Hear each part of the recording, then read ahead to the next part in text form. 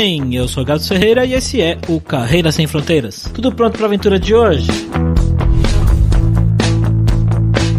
Daniel é um cara que já tem uma carreira bem longa e 20 anos na área de TI, e ele já passou por alguns trabalhos diferentes, já fez algumas coisas mais relacionadas à área de infra, e hoje ele trabalha como QA Engineer. O Daniel, ele tem uma história legal porque a trajetória dele mostra como é importante você correr atrás das oportunidades, você buscar bastante, palestrar em eventos, e ele acabou conseguindo algumas propostas para trabalhar fora do Brasil, justamente por causa desse esforço dele, dessa vontade dele de sair e criar a oportunidade para si. Vamos lá então ver o que o Daniel tem de legal para contar pra gente, várias histórias interessantes, eu prometo.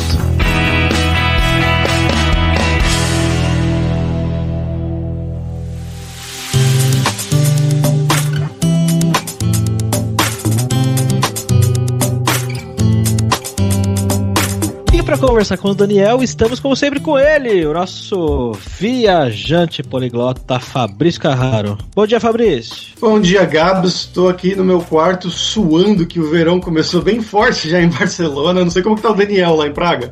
Tá fazendo bastante calor também, mas essas semanas tem chovido um pouco para aliviar a sensação de calor, mas em dia de sol tem chegado aí próximo dos 30 graus já. E ainda não é verão, hein?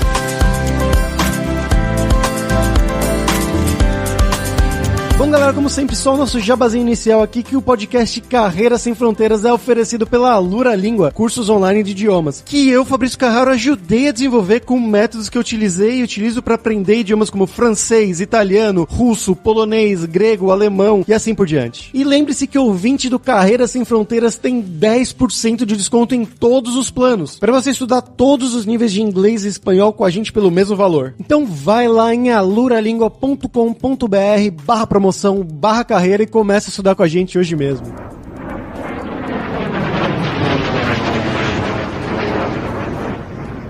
Bom, Daniel, para começar, como sempre, né, a gente pergunta de onde a pessoa vem. Então, de onde que você veio do Brasil? O que que você fez? Conta um pouco do seu passo a passo, o que aconteceu na sua vida de formação, de estudo, de trabalho, até você chegar aí em Praga. Bom, eu sou gaúcho, né? Para quem não sabe, o gaúcho é o nativo do Rio Grande do Sul.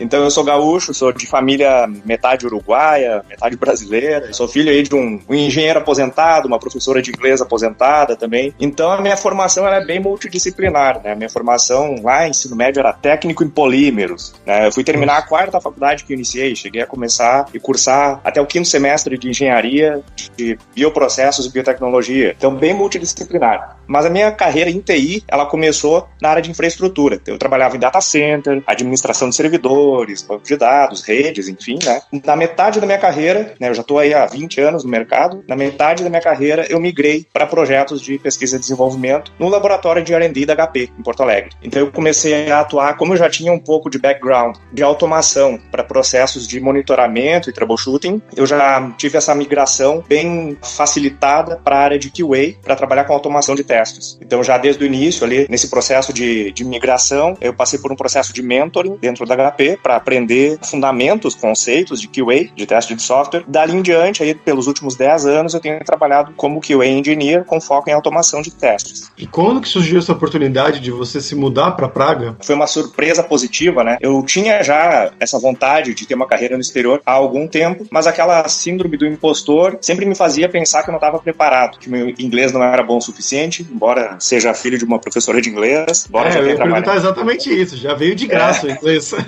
Exatamente. Na verdade, eu sou filho de professora de inglês, mas ela nunca me ensinou nada. Quando eu perguntava uma coisa, né? Quando eu estava fazendo minha lição de casa, de inglês, eu pedia ajuda para ela e ela dizia, eu sou professora, mas eu não sou a tua professora, então, por questão de ética, não quero interferir no processo didático da tua professora, então pergunta para ela.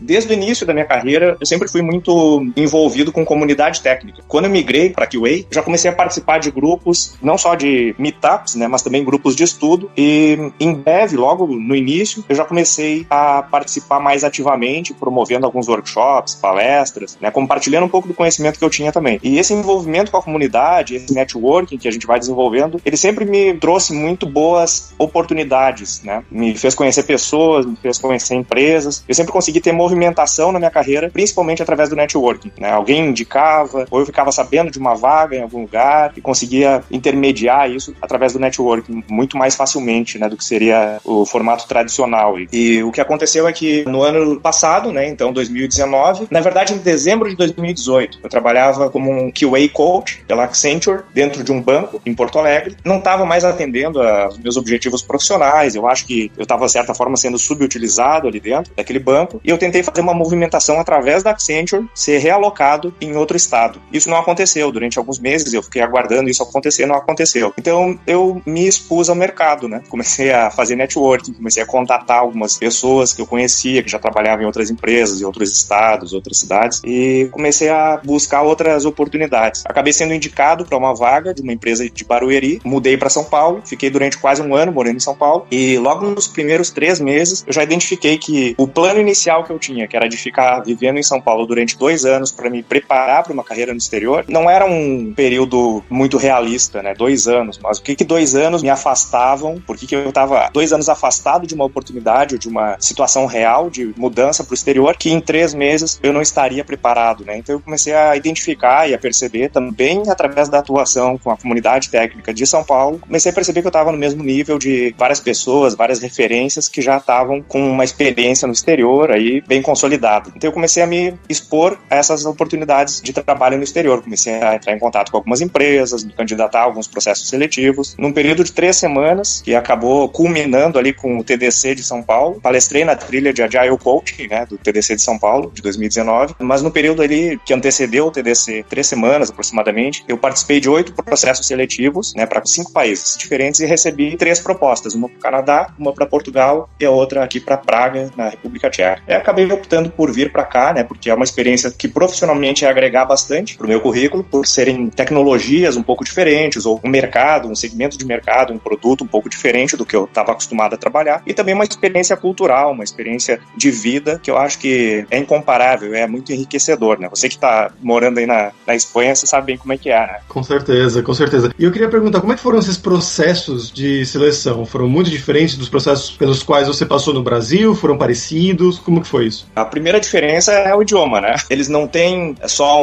2 ou 3 perguntas em inglês, como é no Brasil, né? É um processo que ele é totalmente mantido em inglês, desde adequação do currículo, né? Tradução do currículo para o idioma, transformar o perfil do LinkedIn num perfil internacional, né? Um perfil em inglês, o meu. Então tem geralmente as descrições das experiências que eu tive em inglês e português. Para quem estivesse perguntando aí como é que fazer isso, na Alura tem curso de como você criar o seu currículo e como criar o seu LinkedIn em inglês ou em espanhol para mandar para o exterior. Não, mas é isso aí mesmo. Eu acho que é o primeiro passo, é se adequar. Você não sabe como fazer, vai buscar a informação que está disponível lá na Alura. Busquem conhecimento, o ET Bilu já dizia.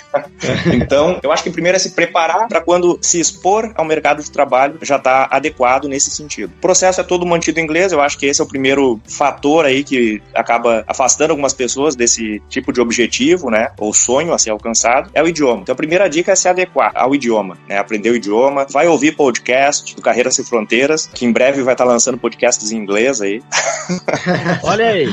Tô desafiando vocês, hein? Então eu ouço muito audiobook em inglês, né, e coloco para rodar assim em 1,5 ou 2 vezes a velocidade normal, né, então isso aí já habilita muito também o listening. Leio muito inglês, tenho contato assim, comunidades técnicas do exterior em inglês também, então é se colocar em contato com o idioma já resolve a primeira barreira. E os processos, eles são muito mais profissionais, eu diria. As empresas, elas lidam de forma muito profissional, muito respeitosa com o candidato, são muito rigorosos também, mas são bastante acessíveis. Todo o processo que não é só comportamental, ou que não é só de avaliação do currículo ou da carreira, mas que também tem etapas de avaliação técnica, são muito acessíveis. Então eles propõem alguns desafios técnicos bastante realistas, bastante próximos do que a gente enfrenta no dia a dia, na nossa carreira, e isso tudo acaba mostrando muito de como é a realidade depois. Se isso também é um ponto de insegurança do profissional, que às vezes está pensando, poxa, mas como será que vai ser? Como será que vai ser a vida e o trabalho no exterior? Começa a se candidatar e começa a se submeter a processos seletivos, que você vai sentir como é a pegada de uma empresa no exterior. Você vai sentir como é que é o tratamento que eles têm com o profissional, qual é o nível de tecnologia que eles esperam num desafio técnico. Tudo isso eu acho que é um bom validador, é um bom medidor de temperatura de como é que está o alinhamento da tua expectativa com a realidade da empresa. Mas eu diria que me surpreendeu muito positivamente, como eu disse, principalmente nessas questões de nível de exigência, porque é um nível de exigência elevado, mas é acessível. E é colocado de uma forma totalmente transparente e deixa o profissional muito confortável no processo seletivo. Então, em nenhum momento eu senti qualquer tipo de insegurança ou desconforto no processo seletivo.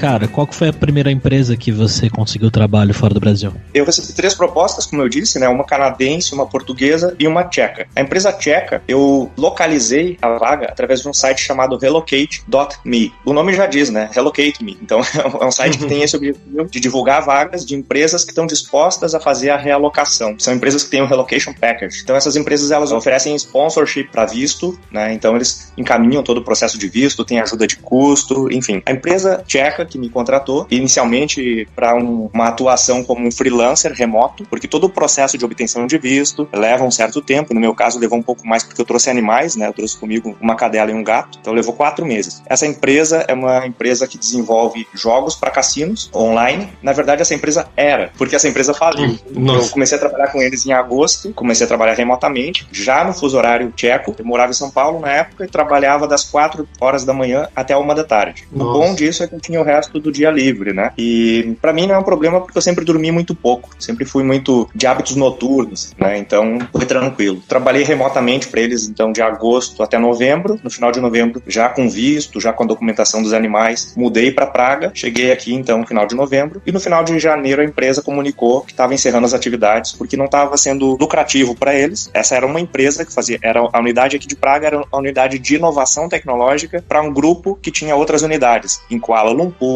Costa Rica, Las Vegas. Então eles decidiram encerrar as atividades aqui em Praga. Aí eu comecei então a entrar em contato com algumas outras empresas do mercado local aqui, logo identifiquei uma outra oportunidade, comecei a trabalhar com uma outra empresa, fui alocado em um projeto no sul da Alemanha. A ideia era ficar metade do mês lá e metade aqui. E nesse primeiro mês eu já tive problemas com essa empresa, porque a empresa não tinha expertise em contratação de expats, de estrangeiros, né, expatriados. Então eles não tinham um modelo de contrato adequado a esse tipo de regime, não sabiam como encaminhar o job change, porque o tipo de visto que eu tenho aqui na República Tcheca é um visto de, na verdade o que eu tenho aqui é um residence permit, né, uma autorização de residência, mas ela está atrelada ao employee card, que é como se fosse um visto de trabalho, né, que me permite aí trabalhar aqui durante a cada 2 anos eu tenho que renovar. Só que quando encerra um vínculo empregatício, um contrato, você tem 60 dias para apresentar ao Ministério do Interior a renovação ou comunicar o job change. Na verdade é uma atualização desse cadastro. E essa empresa não sabia como conduzir esse processo e após um mês eu percebi, poxa, eu tenho 60 dias para encaminhar esse processo. Já passaram 30, eles ainda não conseguiram resolver isso. E isso me trouxe muita insegurança. E além disso, eles não tinham me fornecido login, credencial, conta de e-mail, nada. Eles me enviavam PDFs extraídos ou exportados de páginas do Confluence. Diariamente eram atualizados, então o PDF já estava desatualizado. Isso gerou um desconforto, uma situação muito chata, assim, para trabalhar, né? Depois de um mês você não tinha login ainda? Não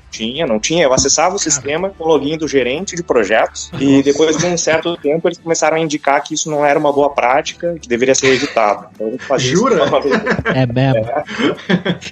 Pelo menos eles tinham esse bom senso, né? Então eu comecei a ter problemas de produzir. Como que eu ia produzir? Eu estava ali num papel de test manager. O meu primeiro desafio era a definição de uma estratégia de teste. Era um projeto que envolvia 3 suppliers, né, 3 empresas em diferentes camadas da solução e eu tinha que definir uma estratégia de teste para a integração dessas 3 soluções. E após um mês eu não conseguia produzir, eu não conseguia entregar porque eu estava sempre bloqueado, sempre sendo impactado por isso. Então eu acabei optando por abrir mão dessa oportunidade, né? Depois tive dificuldade até em ser pago, tive que envolver advogado aqui na República Tcheca para cobrar da empresa.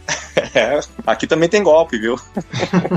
Tive dificuldade para ser pago, no fim das contas eles me pagaram porque eu tinha como comprovar, tinha uma série de evidências de tudo que estava acontecendo durante esse período de um mês, que eles alegavam que não havia evidências do meu trabalho, né? Então eu acabei seguindo o meu rumo. Quando eu voltei para o mercado, era final de fevereiro, início de março, foi decretado o estado de emergência aqui na República Tcheca. Aí as empresas colocaram os processos seletivos on hold, então todos paralisados, os que não estavam paralisados estavam mais lentos, março. Então, durante o mês de março, fiquei submetido a alguns outros processos seletivos. Acabei retomando, então, a minha atividade, na verdade, não com uma empresa tcheca, mas uma empresa americana, que tem um time sendo formado, uma nova filial sendo formada em Portugal, lá em Coimbra. Eu trabalho remotamente para eles, como um freelancer, temporariamente. Por quê? Durante esse período, também mantive processos seletivos com outras empresas tchecas e acabei fechando um contrato com a Micro Focus. Então, agora em julho, eu começo a minha atividade junto à Micro Focus, porque a gente tem que aguardar o período de autorização para job change, né? Então, a gente solicita ao Ministério do Interior o job change, apresenta o novo contrato ou a nova carta proposta, né, do novo empregador e tem que aguardar que o Ministério do Interior aprove. Aí sim pode começar, né? Antes não. Então, é bem organizado. É um pouco burocrático, mas é muito organizado. Isso traz uma sensação de segurança muito grande para o profissional. Quanto tempo demora isso? Geralmente um mês. O processo seletivo com essa empresa, ele se encerrou ali no início de maio. No dia 20 de maio, eles enviaram a comunicação, né, de job change. Em 3 semanas já tinha sido aprovada. Só que como eles não sabem ao certo quanto tempo pode demorar, eles já programam a data de início para um período um pouco mais longo do que um mês, para ter garantia de que vai dar tempo suficiente para ser aprovada. Então, eles já programaram o meu ingresso, né, o meu início, para dia 7 de julho. Então, mais 2 semanas aí trabalhando remotamente como freelancer para essa empresa americana e a partir de julho, então, na Micro Focus. Fiquei até tenso aqui de ouvir a sua história, porque eu imagino isso tudo, de você perder o emprego, assim, e aí tem uma crise, uma pandemia mundial, e você não consegue achar um outro emprego estando morando na República Tcheca. Como é que você lidou com isso? Eu fiquei bastante tenso aí, porque durante esse período eu tinha prazo para apresentar um novo contrato para o Ministério do Interior, né, um prazo de 60 dias, mas o governo entendeu que a pandemia estava impactando e estava dificultando esses processos seletivos, acabaram estendendo esse prazo. Então esse prazo vai ainda até julho, né? Então, caso eu ainda não tivesse me restabelecido junto a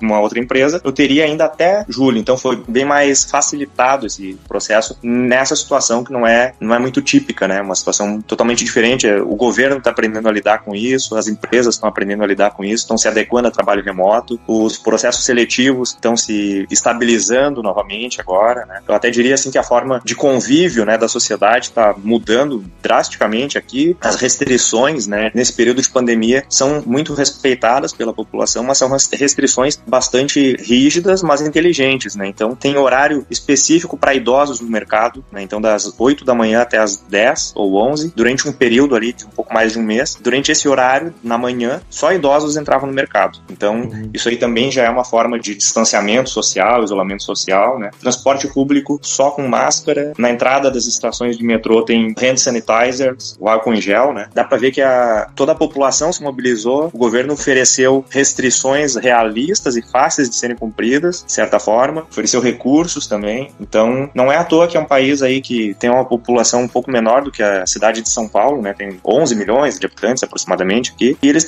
registraram 300 mortes apenas, e já estabilizou. Só uma coisa sobre pandemia, uma coisa curiosa, que eu notei que no começo, alguns episódios atrás, a gente estava gravando acho que em março, o Gabs sempre fazia uma introdução, pra quem não sabe, isso aqui se trata sobre a pandemia que tá talvez começando em 2020, agora ele não fala mais nada, tipo, todo mundo vai saber, momento histórico, vai ficar pra sempre, então...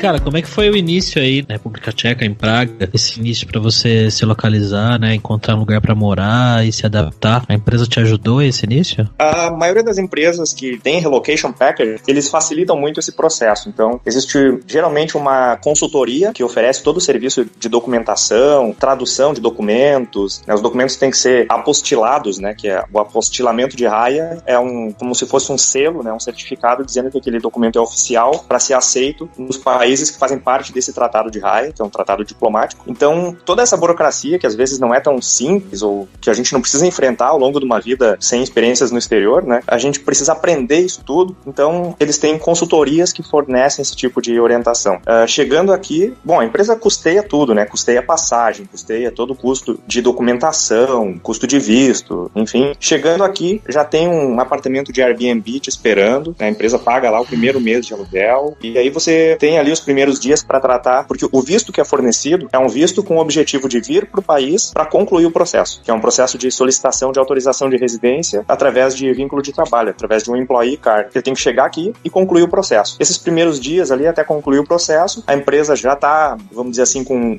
as atividades que eu já vinha mantendo como freelancer, eu continuo mantendo, né, dentro do escritório, dessa vez. Então eles já estão fazendo o onboarding, já estão pegando leve, né, mas já estão te inserindo no contexto da empresa, enfim, na cultura organizacional. E enquanto isso, também a empresa, de certa forma, flexibiliza bastante horários de trabalho, enfim, pelo menos na minha experiência, que aconteceu dessa forma, para que eu pudesse me integrar bastante dentro do contexto de novo cenário de vida, né, nova realidade de vida, para que eu pudesse tratar de adquirir um season ticket para o transporte público, né. Aqui a gente paga, por exemplo, transporte público para o ano inteiro, a moeda aqui não é euro, né, a coroa tcheca, eu pago aí 3.600 coroas aproximadamente pelo transporte público para o ano inteiro. Se eu dividir isso por 12 meses e converter para reais, dá uns 60 e poucos reais por mês. E aí aqui a gente tem acesso a ônibus, metrô, tram é o tramvai, né, que é aquele bonde elétrico. Bondinho. Então, exatamente. Então, funciona muito bem, o transporte público aqui é muito barato, assim como a cerveja, né, a cerveja é mais barata do que a água aqui. Saudade. E é o país que tem o maior consumo de cerveja, né, per capita, né, então é um lugar bom para se beber. Esse processo todo de adaptação à cultura, né, o idioma local aqui é o idioma tcheco, é o único país que fala tcheco no mundo, né, por ser um país pequeno e ter muito imigrante, o inglês é muito falado, assim, principalmente por se tratar de capital, né, o inglês é muito falado, praticamente qualquer lugar que você vai, fala o inglês. Em alguns lugares a gente percebe que existe um certo orgulho patriótico, um pouco de resistência cultural, mas a demonstração de interesse no idioma e na cultura deles, né, eu já estou estudando o tcheco, estou aprendendo o tcheco, e essa demonstração de respeito, de interesse para eles, já parece que abre portas, né, então você chega num lugar, por exemplo, logo que eu comecei a aprender para ir pro bar, né, eu queria ter uma experiência de bar, de local bar aqui, então eu cheguei no bar, Dobry večer, jak se má, já no pivo, prosím, isso é um cumprimento, né, chegar, boa noite, como você está, uma cerveja, por favor. Pô, como eu cheguei falando tcheco, o cara chegou me respondendo em tcheco, me perguntando mais um monte de coisa, eu não entendi nada, e eu só concordei, eu disse, ó, e ele me trouxe uma outra cerveja, diferente. Aí eu já tive que, eu disse, não, deu, nesse nível, nessa aula aqui eu faltei, então vou ter que ser transparente com ele. Eu já disse, ó, nem mluvím česky, pro mim, mluvíš anglicky, pedir desculpa por não falar tcheco e perguntar se ele fala inglês. Aí ele me disse, sim, eu falo inglês, mas eu só te perguntei se tu quer experimentar a nossa nova cerveja de graça. Aí disse, que bom, era só isso, então. Mas aí ali já quebrou o gelo, já criou uma brincadeira ali, uma situação engraçada. Dali em diante, o cara já tava me tratando como se eu fosse um local, entendeu? Então eu acho que essa simpatia, assim, do povo, a gente acaba conquistando através dessa demonstração de respeito, enfim. Eu acho que do ponto de vista cultural, não existe muita restrição, muito bloqueio, são bem receptivos, bem calorosos, né? O povo que recebe muito bem, traços culturais, assim como a gastronomia, a cozinha deles é fantástica. Uma outra coisa que eu percebo também é que a forma como eles tratam o estrangeiro depende muito da origem do estrangeiro. Aí você fala que é brasileiro, pô, aí eles já abrem um sorriso, já começam a te tratar melhor do que tratariam, de repente, um pessoal aí de algum outro país que tem uma cultura um pouco mais fria, um pouco mais fechada. Isso é uma coisa que eu vivia diariamente quando eu ia passear, conhecer pessoas novas com a minha namorada, que é polonesa. O pessoal sempre perguntava, né, de onde vocês são? Eu falava, sou do Brasil. Ah, do Brasil, que legal, maravilha, não sei o quê. Aí você, da Polônia? Ah, tá. Tipo, não tinha muito papo. É um país whatever pra ele. Exato. Isso é bacana, sabe? O brasileiro é bem recebido no mundo inteiro, assim. Um dos fatores que me fez escolher Praga é porque é no centro, tá no coração dessa parte mais ocidental da Europa, né? Então a gente tem acesso muito facilitado a muitos países. Você pega um trem aqui, ó, barato pra caramba, em 3 horas tá na Alemanha. Então eu já consegui conhecer vários países aqui na volta. Agora, por causa da pandemia, a gente acaba ficando um pouco mais restrito, né? Mas como já tá aliviando um pouco, se essas restrições estão sendo relaxadas aos poucos, né? Eu já tô começando a planejar aí quais vão ser os próximos destinos, né? Já tô planejando aí pro verão, de repente, descer pra Itália ou pra Croácia, que são bons destinos aí pro mar, né? A gente não tem praia aqui, a praia de Tcheco aqui em Praga é o rio, né? Tem um rio que corta a cidade aqui, tem alguns clubes com bastante atividade, esportes aquáticos, enfim, mas mar mesmo é 700, 800 quilômetros daqui, é Itália, Croácia, ou no sul de Portugal também tem né? Praias muito boas ali no Algarve, né? Então, a gente tem que começar a planejar aí pro verão, dar uma fugidinha pro litoral. Американская фирма Transceptor Technology приступила к производству компьютеров «Персональный спутник». E bom, vamos agora pro nosso momento viajante poliglota com Fabrício Carraro, que foi pra Praga, né, Fabrício? Fui bastante até, porque quando eu morava na Alemanha, né, naquela cidadezinha de Passau, que eu comentei no episódio que fizeram comigo, é bem perto, na verdade, da fronteira com a Áustria, com a República Tcheca, e eles tinham um ônibus especialmente para trabalhadores tchecos, de Praga e de alguma da região também, que vinham trabalhar na Alemanha durante a semana e voltavam para lá durante o final de semana. Então a gente podia pegar esse ônibus, voltando com eles para a República Tcheca, para Praga, e depois voltar no domingo com eles, que eles iriam trabalhar na segunda, e a gente para trabalhar também na segunda-feira lá em Passau. Era bem estranho assim, mas era um percurso de mais ou menos umas 4 horas. Você começava numa van, depois na fronteira trocava para um ônibus, depois ia para uma cidade no meio da República Tcheca, Strakonice, se não me engano, trocava de novo para um outro ônibus que levava até Praga, e esse percurso todo era umas 4 horas, mas era cerca de 10 euros que eu pagava, era uma coisa, ou 8 euros, era uma coisa muito, muito baratinha mesmo, e uma viagem gostosa, assim, tirando a parte de trocar tudo, mas é uma cidade que eu adoro. E hoje aqui a parte cultural que eu queria trazer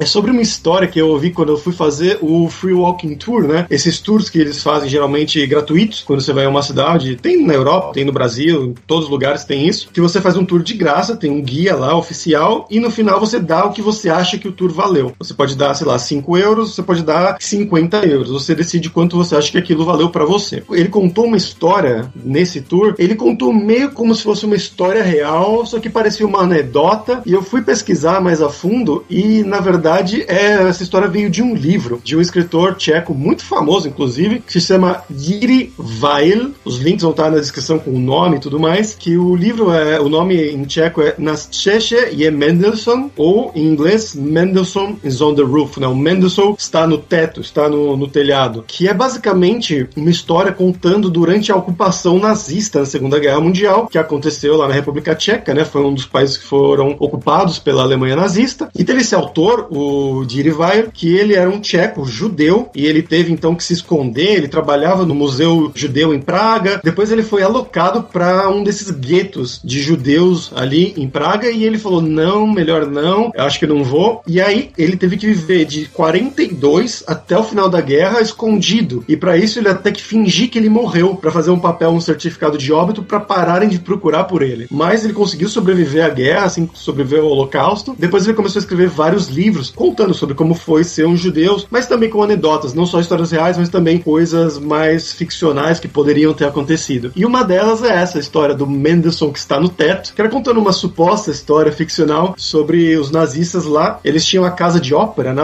a casa de concertos de Praga, muito famosa, e lá no teto tinha estátuas de muitos autores, de músicas, compositores e tudo mais. E eles falaram que um deles era o Mendelssohn, Felix Mendelssohn, ele era um judeu. Então os nazistas falaram, não, temos que remover a estátua desse judeu. E aí eles foram lá e não tinha nome nenhuma das estátuas, então eles falaram, tá, como é que a gente vai saber qual que é esse aqui? Porque se não tirar nenhuma estátua, o meu chefe vai me matar. E aí um dos nazistas fala, vamos fazer a medida do nariz deles. Segundo eles, né, o preconceito deles, judeus têm narizes grandes, então vamos tirar o cara do nariz grande que vai ser o judeu, vai ser o Mendelssohn. Eles fizeram isso e tinha uma estátua que realmente tinha o nariz maior do que as outras, falavam, esse é o cara, vamos tirar a estátua. Tiraram a estátua e depois descobriram que a estátua, na verdade, era do Richard Wagner, que é um dos maiores ícones do nazismo alemão. Ele morreu antes do nazismo, na verdade, né? Mas era um compositor que apoiava essas ideias mais nacionalistas e que depois foi muito elevado pelo Hitler, pelo partido, como algo, um símbolo verdadeiro, puro alemão. E a história é uma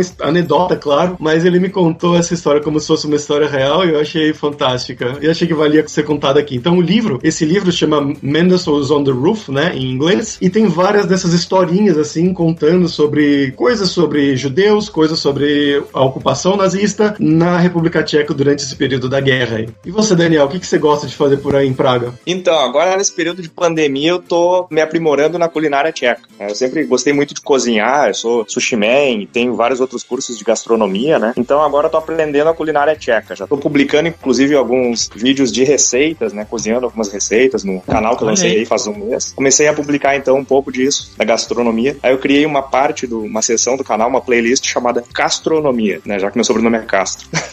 Mas principalmente isso. O que acontece é que, como eu tenho cachorro, né, eu trouxe cachorro e gato do Brasil, eu tenho que passear, então 2 vezes por dia, pelo menos, com a minha cadela. Eu acabo sempre pegando algum destino diferente, como um parque, uma montanha, algum lugar diferente para aproveitar para conciliar o passeio do cachorro com conhecer um destino diferente. E aí já vou conhecendo a história. Um pouco antes das restrições aí da pandemia, eu tava pegando a cada final de semana, geralmente indo para uma cidade do interior visitar e conhecer a história, né? Então conheci, por exemplo, uma cidade chamada Kutna Hora, que é uma cidade que tem um ossuário, que é uma igreja que tem, eles não sabem ao certo, mas entre 40 e 70 mil esqueletos de pessoas que morreram entre o século XIV e o século XV por conta das guerras hussitas, que foram promovidas pela Igreja Católica contra o movimento protestante de Jan Hus, né? Que era um ícone aqui do movimento protestante tcheco. Aí fui lá conhecer, tinha que conhecer esse ossuário aí, né? Realmente é fascinante, assim, mas também é arrepiante a sensação de entrar num lugar desses. E uma série de outras cidades aí que tem bastante contexto histórico, a arquitetura é fantástica, então tenho procurado me integrar cada vez mais na cultura, na história do país, para me sentir cada vez menos turista e me sentir fazendo parte, né, da sociedade.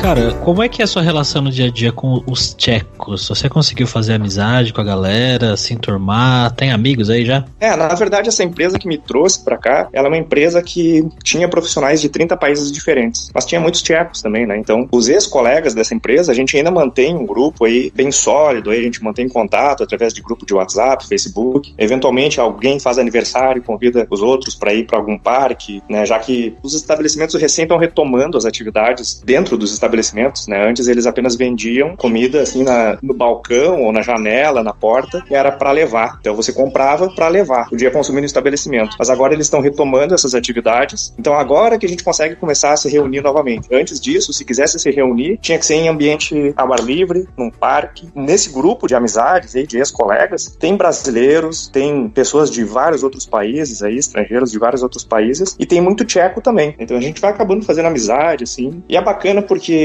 aqui na escola, o cidadão tcheco na escola, ele escolhe 2 idiomas para aprender. Geralmente é o inglês mais um. Então eles aprendem o alemão ou o russo, eles aprendem algum outro idioma além do inglês. Essa cultura, esse nível, esse padrão da educação acaba fazendo com que o povo seja muito mais sociável, né? Porque eles já estão acostumados é um país pequeno, tem muito contato com outras culturas, outras nacionalidades, então eles já estão muito abertos a isso. Como é que foi todo esse processo de você trazer a cadelinha e o gato para ir? Porque isso.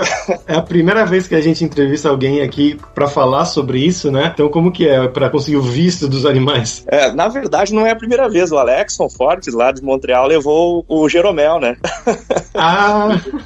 Ele levou o Jeromel lá para Montreal. Na verdade eu trabalhei com o Alexson lá em Porto Alegre. Na época que o Alexson estava saindo lá de Porto Alegre para ir para Montreal, ele me contou um pouco sobre como estava sendo o processo pro gato dele. Foi um pouco parecido, não totalmente parecido, porque é outro continente, é outra situação, né? Outra documentação que é exigida, mas existe uma série de processos ali, tem que microchipar o animal, tem que realizar exames de sangue, vacinações, exames de sangue, depois emitir um certificado veterinário internacional. Transporte deles no porão do avião, por causa dos tamanhos e pesos, né? Mas foi bem tranquilo, assim. As companhias aéreas já estão bem preparadas, né? Para dar todo o suporte necessário nesse sentido também. Mas foi bem tranquilo, assim. Eu já morava com eles em Porto Alegre, mudei para São Paulo, levei eles junto. Eu não conseguia imaginar sair do país e deixar eles, né? Até pessoas da minha família se ofereceram para ficar com eles, mas eu não admitia essa possibilidade. Eu ia até perguntar porque quando eu fui me mudar para a Alemanha primeiramente, mas depois para a Espanha também, quando eu já estava mais estabelecido por aqui, eu falei, eu tenho 2 gatos no Brasil que ficaram com os meus pais e eu pensei em trazer eles para a Espanha, principalmente depois de um tempo, e eu fui pesquisar e aí eu vi os valores, eu falei,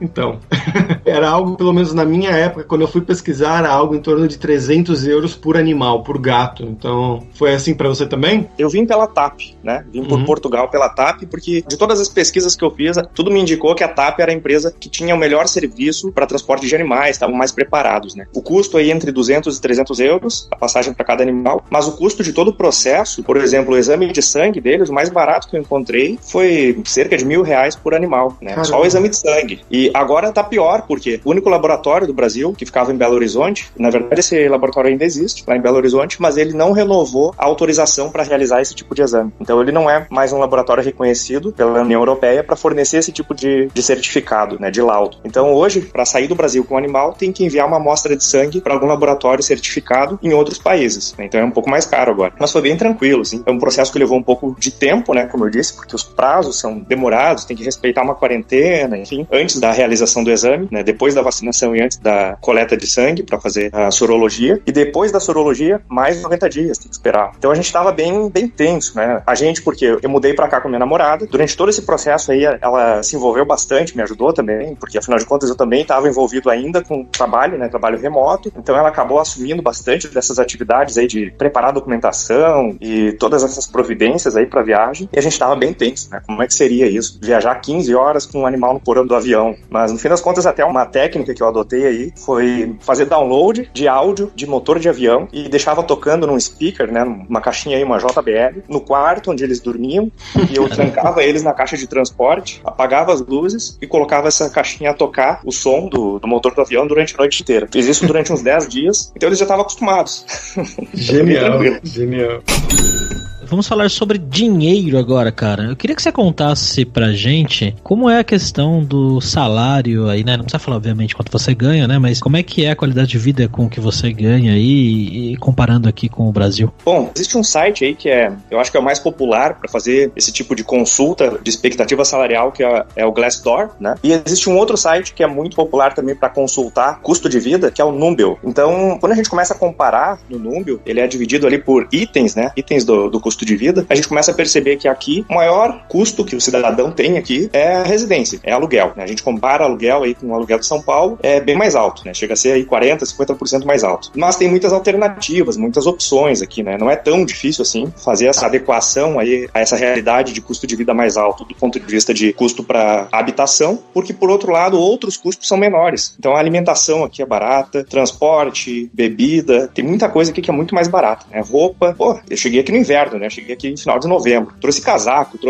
enfim, vim preparado. Só que aí a gente chega aqui, percebe que o padrão de frio que a gente tem no Brasil não é o mesmo que tem aqui. Então a gente vai atrás de mais roupas para poder encarar o inverno. Você vai numa loja de second hand, por exemplo, tem roupa usada, mas que você olha assim, não, eu não acredito que essa roupa é usada, sabe? Um blazer de veludo pelo equivalente a R$7, sabe? Então é uma coisa assim, absurdamente mais acessível. Também o padrão salarial aqui é bem mais elevado, né? Com relação ao que eu tinha de remuneração em São Paulo, tive vamos dizer assim, um crescimento aí de 40%, 50%, pelo menos, na remuneração, né? A maioria das empresas aqui acabam oferecendo também um pacote de benefícios bem interessante, né? A carga tributária aqui é um pouco mais alta, mas em compensação, nos produtos não, né? A principal taxação aqui é na renda, não é no produto, né? Então você paga bastante imposto no seu salário, mas paga pouco imposto nos produtos, então acaba compensando bastante. É uma moeda diferente, né? Não se usa euro aqui, mas em comparação aí, uma balança, na cotação de moedas aí, é uma moeda bem posicionada, eu diria, não é muito mais forte do que o real, por exemplo, mas o poder de compra é bem grande comparando com o real, assim. Bom, Daniel, agora é hora do perrengue, que a gente pede para os convidados contarem histórias engraçadas, né? Gafos, micos, coisas que tenham acontecido. Você contou aí a da cerveja já, você tem mais alguma que você lembra? Tem história engraçada que eu passei aqui, que foi o seguinte: eu tô no escritório trabalhando e eu recebo uma mensagem de uma amiga brasileira, que mora aqui também, né? Me dizendo assim, Daniel, a sua namorada tá presa na sacada. Eu disse, como assim presa na sacada? E era inverno, tava muito frio, e ela abriu a porta da sacada, na verdade, quando nós chegamos aqui, nós ficamos num apartamento alugado pela empresa, até encontrar um outro apartamento para alugar, né? Um apartamento um pouco melhor, num bairro um pouco melhor. Então esse era um apartamento que tinha uma sacada bem grande, e muitas vezes, pela manhã, como tava muito frio, ela acabava adiando um pouco o passeio com a nossa cachorrinha, então ela só abria a sacada e deixava a cachorrinha sair para urinar. Então ela abriu a porta, a cachorrinha saiu para urinar, ela foi dar uma espiada na rua, né, pra ver se tava nevando, alguma coisa assim, e a porta fechou, bateu um vento e a porta fechou, e não abria pelo lado de fora da sacada. Então eu tive que sair correndo do escritório, pedir licença lá pro meu gerente, sair correndo do escritório, fui pra pra casa, tive que chamar o chaveiro, acabei pagando uma pequena fortuna ali pro chaveiro arrombar a porta, que era uma fechadura especial, né, então um pouco mais cara também, pra substituir aquela fechadura. Quando eu cheguei ali, já fazia quase uma hora que ela tava na sacada, ela tava congelando, tava tensa, tava chorando, então foi uma situação que é tragicômica, né? Caramba, coitada. É. Depois disso a gente aprendeu que sempre que a gente abre a porta da sacada, a gente coloca alguma coisa na frente, né, pra porta não bater. Coloca ali um calçado, né? Mas não tinha como abrir nem por dentro, nem nada? Porque você não tinha como entrar no apartamento, era isso? Exatamente, porque nós tínhamos uma cópia da chave só, que era um apartamento temporário, né? Era um apartamento de Airbnb, então nós tínhamos uma chave apenas. Então quando eu chegava, eu tocava o interfone, ela abria pra mim, mas nesse caso ela tava presa na sacada, eu tava preso do lado de fora, né? Que surreal, cara.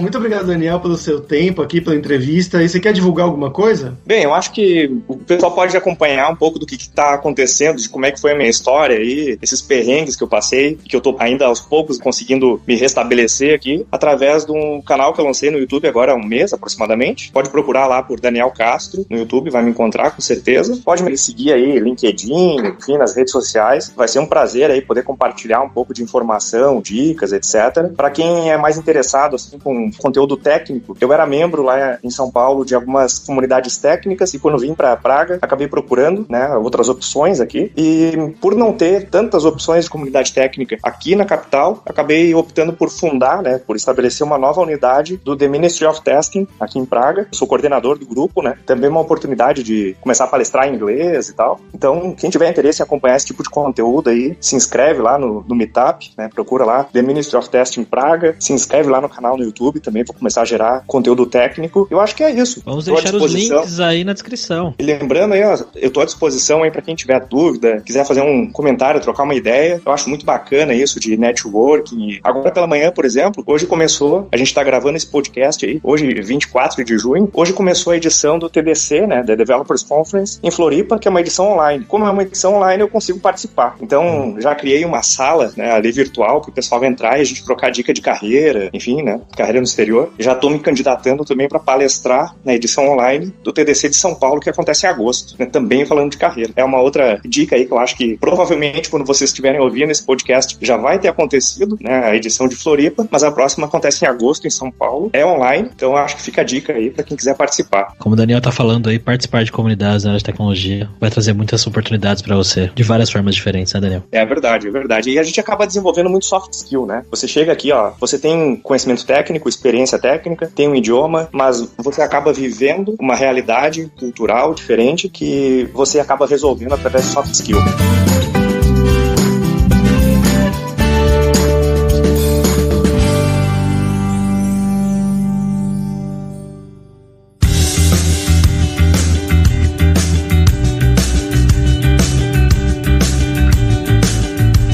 Bom, pessoal, por hoje foi isso. Dziękuję pela sua audiência. E se você gosta do Carreira Sem Fronteiras, recomende para 5 amigos, para nossa comunidade crescer sempre cada vez mais. E entre no nosso grupo do Facebook, o Carreira Sem Fronteiras, para você ter mais dicas sobre empregos, mercado de trabalho no exterior, tecnologia e também sobre a língua inglesa ou talvez até o tcheco. E não deixe de conhecer a Alura Língua para você reforçar o seu inglês e o seu espanhol e dar aquela força, tanto no seu currículo quanto na sua vida profissional. Algo que o Daniel explicou bastante durante o episódio do quanto foi importante para ele o inglês, tanto para fazer as entrevistas de emprego que foram completamente em inglês, quanto também para quando ele começou a chegar lá e falar com as pessoas, se comunicar com o chefe e com a vida normal lá em Praga. E só lembrando que o ouvinte do Carreira Sem Fronteiras tem 10% de desconto em todos os planos. Então vai lá em aluralingua.com.br/promoção/carreira e começa a estudar com a gente hoje mesmo. Além também, é claro, da alura.com.br, que tem mais de 1000 cursos na área de tecnologia, tanto nas áreas de programação, incluindo aí a área de testes, que é a área do Daniel, mas também de marketing, design, business, soft skills, curso, como eu mencionei durante o episódio, para você criar o seu currículo, o seu LinkedIn, em inglês ou em espanhol para mandar para o exterior. Então, com certeza vai ter um curso para você. Então, pessoal, até a próxima quarta-feira com uma nova aventura em um novo país. Tchau, tchau.